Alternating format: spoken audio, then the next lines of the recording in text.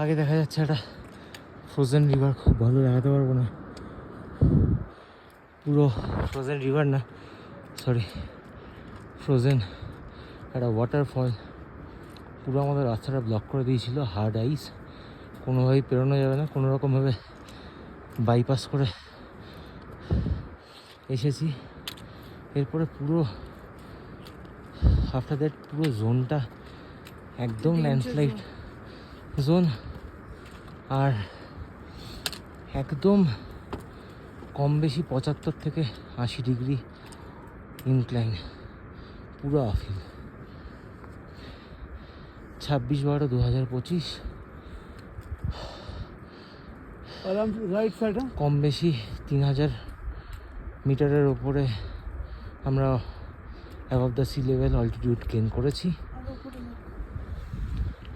এখনো অনেক বাকি। আমাদের পিঠে অনেক ছোট ব্যাগ, যারা পোটার প্রত্যেকেই নেপালি, ওরা কীভাবে উঠছে সত্যি